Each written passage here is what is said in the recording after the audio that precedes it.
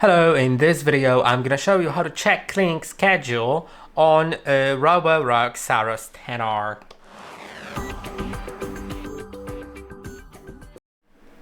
To do it, go to the settings, then go to schedules and click on add schedule.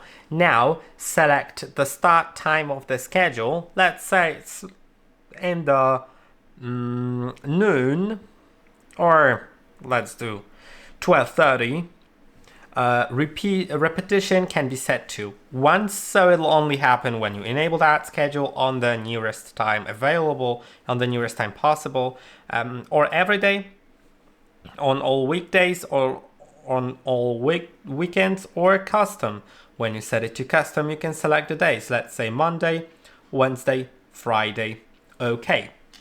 Now let's do the task. You can select whether it's going to be the full, rooms, routine, or cruise, and I'll do full.